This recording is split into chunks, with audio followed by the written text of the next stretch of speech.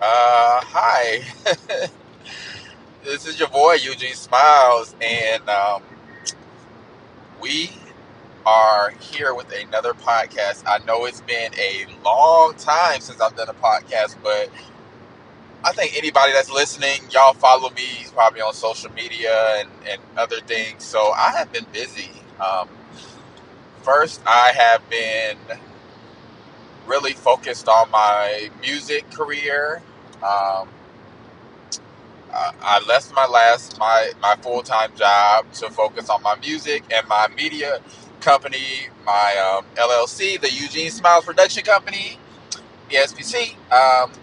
So, and I had my first job that I finished filming, just got to finish editing, and yeah, my song is doing really well. If y'all haven't heard, Shake and my Eugene Smiles project EP. Check that out. I'm working on new music, but I wanted to do this podcast because I wanted to talk about like valuing friendships and just where I'm at in my life. I just turned fucking 36 years old November 2nd, and um, this year has been 2021 has been a year of revelations when it comes to relationships, friendships. I learned a lot.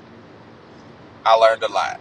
And, just when you think you might know everything or have experienced everything or certain things that you think would never happen, shit happens. Shit changes. First of all, I um, I did date somebody for a couple months, and when I met them and everything, I thought it was just perfect. I was like, oh my god, this person is so great. This person is so sweet.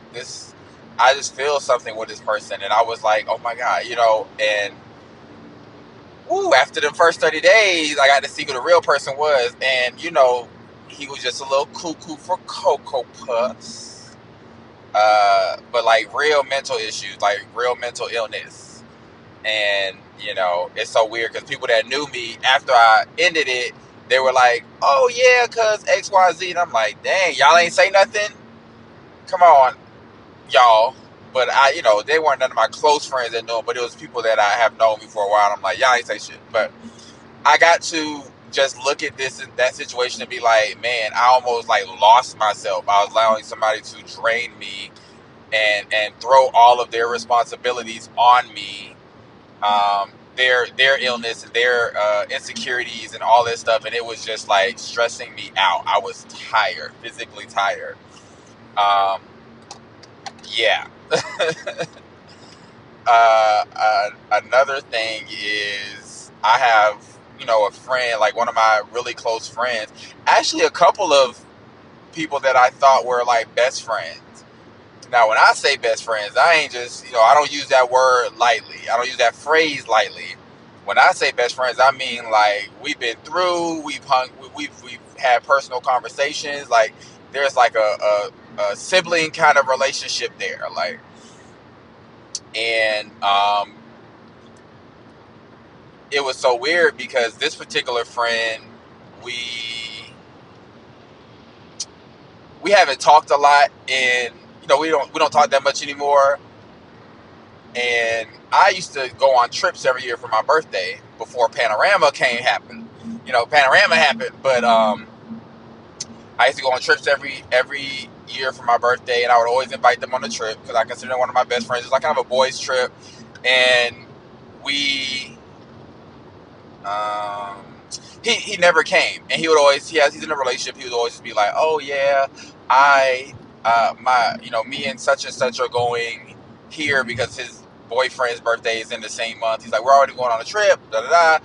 He'll always give that excuse every year, but he said, if you do anything in Atlanta, I will come. So last year, 2020, I didn't go on a trip, and I decided to just do like a little house party with some close friends and associates, and he ain't come. He did not come. And I was like, huh. Okay, that's crazy because you said if I do something in Atlanta, which is 3 hours away, you would come. Cool, you know. And I'm not the type of person, I don't hold like grudges, and I don't expect people to do things for me. I don't expect people to come.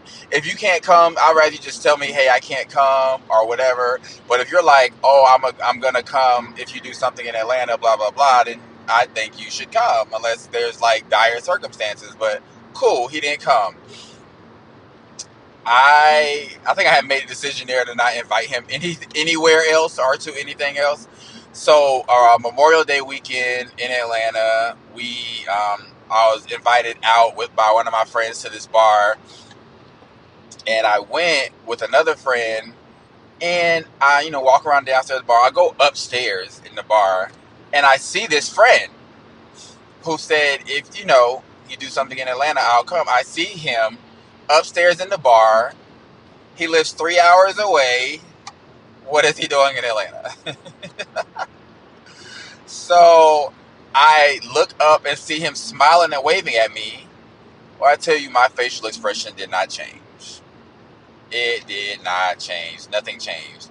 I just looked at him. I turned around, looked at my friend that I was with, and I said, look who that is. And then I walked over, and I think we hugged and greeted each other, blah blah. I stood next to him, and I didn't really start conversation because I was literally in my head like, you came to the city that I live in, that I stay here. You came here and did not say a word to me. Did not say, hey, I'm coming, I want to see you, any of that. Now, nobody is required to do that. No one is required to do anything. But I do think when you have a friendship with somebody, like a real friendship, like y'all are really friends, that's something that you would want to do. I'm reading this book called Mastery of Love. If you've ever heard of the Fifth Agreements, it's made by the same. It's written by the same guy, but it's called Mastery of Love. And one of the things in the book is saying that if you ever feel like you have to do something, that's not love. And I was like, whew. Because a lot of the things I do and I experience and I'm going through, but I don't realize what it is while I'm in it. So for me to like read that, I was like, that really makes sense. That like really, really, really makes sense. And guys, I am driving right now from Valdosta, Georgia. I surprised my friend, which I'll talk about that in a second, but I felt the way about it. I felt the way, and that made me be like, well, maybe we are not friends. Maybe we are not friends like I thought we were. Maybe we're just not friends because as I'm getting older and you see people are dying, of course people die every day, but I think with COVID, we see it more. We see it more. Every now and then on Facebook, it used to be like, oh, my aunt, my mom, my blah, blah, blah, you know what I'm saying? But now it's just like my aunt, my cousin, this person, that person. It's COVID on top of violence, on top of just everything. You know what I'm saying? It's like death is so much more evident. Like we see it so much more now. And I am very no new friends, y'all. So for me to value your friendship, I want to talk to you. I want to spend time with you. I want to see you when I can. All of that. So I was done. Like I was completely done. And this isn't the first time that happened. I had another friend that we grew up together in Augusta. I was raised in Augusta from 5th grade to 12th grade. We grew up together. And, we had a conversation about a certain thing that I'll probably talk about on another episode. But we grew up together and, she ended up, last time I seen her in person was when my mom passed in 2015. She ended up moving to LA, California. And I seen on her social media, this was a few years ago, that she had came to Atlanta. And she was with some of her friends that lived here. And I'm looking and I'm just like, whoa, god damn, you can't, like, you didn't say anything. You didn't say, hey, I'm coming. You didn't, nothing. It's pretty much the same thing. You just came here with your other friends. And again, we don't talk often. We don't even really talk that much at all. But I would think that us growing up together and having a friend, having such a close friendship at some point, you would at least want to see the person. That's what I would say. And I was like, damn, I guess we are really not friends. And I ended up going to like LA for my birthday that year, and I did not tell her. I actually shady. I actually was like, "Hey, what is there any vegan restaurants in LA or some shit?" I said. I asked her, and she like told me about some places, but I didn't ask to see her or anything like that. I match energies. Period. So I just really value my friends, and I'm no new friends, and other people that do follow me outside of other things. I'm on a reality show, and on this show, I got to meet a bunch of new people, and it's been a while since I met like new people, especially so many of them. And on the show, I end up creating friendships with like half of the cast that has sense, and we were hanging out, and we even worked together. They're on two of them are on my EP. Like we hung out, and it was just like, oh wow, this is so great to build new friendships. And even with them, I'm like, these after hanging out with them most of the year and kind of seeing how they work and all that, there's certain things that I just don't like to deal with. And I was like, man, I will always probably be friends and have some type of relationship with them, but they are not people that I would have met on a regular. We have nothing in common, and I don't ever see them being like best friends, like my real friends in real life outside of the show. And that was the thing, to be like, yeah, I can create new relationships, but I don't see myself being that close with really new people. I don't see it. That's why I'm like, even the person that I will date, whoever that is in the future, I'm like, whoever this person is, I already feel like I already know them. We had some type of relationship already, and us dating just hasn't came around yet, or maybe it's because I'm not ready to be in a relationship right now. Who knows what it is?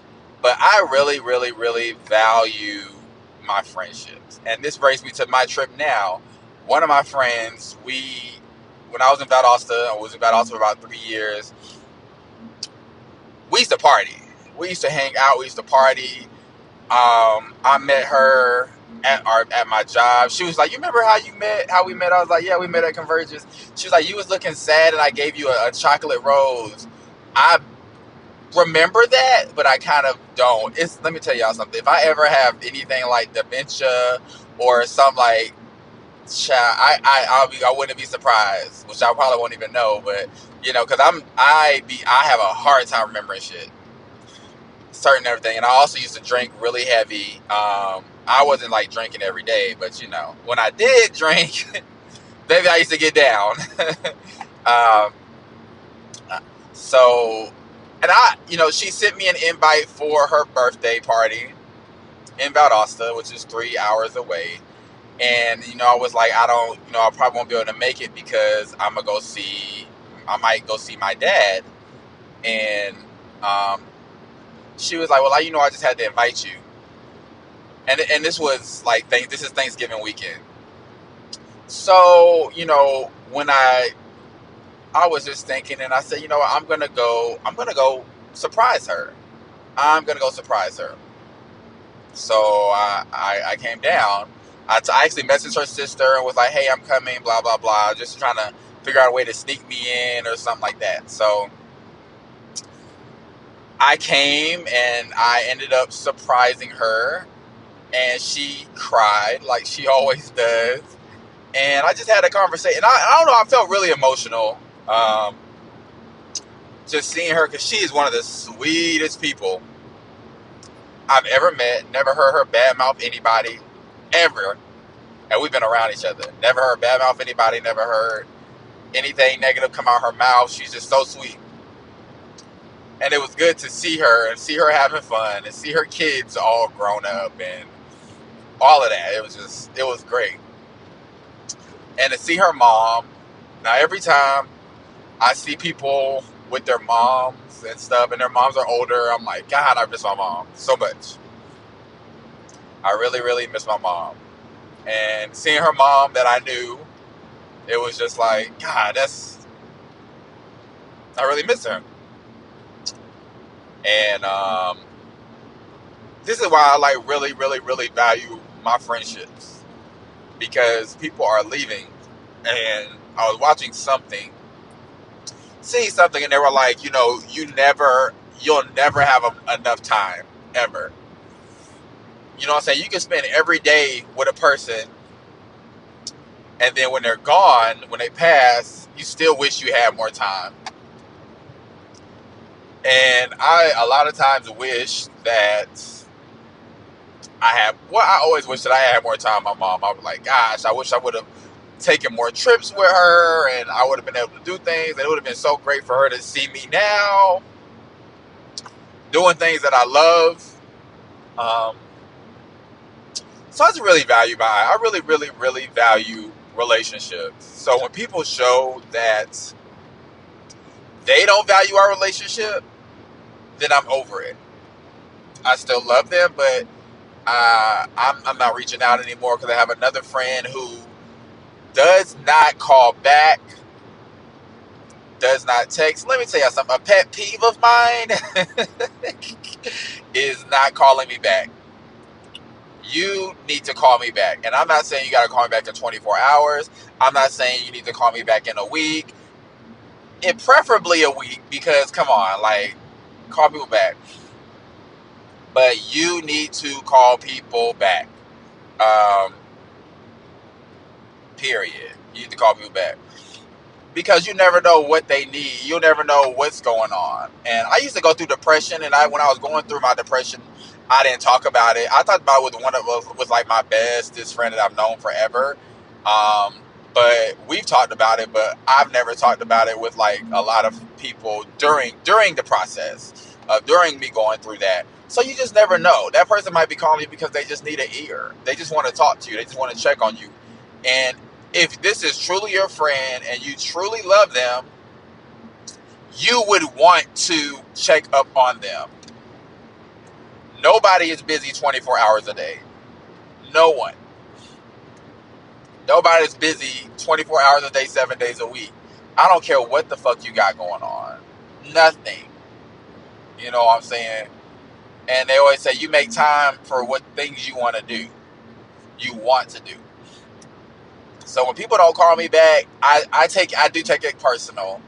Especially if it's a constant thing. Because it's not like, oh, I call you, you don't call me back once, and now I'm over it. No, it's multiple occasions. And one thing about me, I might not always comment on something or, whatever, but I always make notes. I make mental notes of things. I make mental notes of how people act, how people respond to certain things, how people treat me. And always remember, no response is a response. No response is a response.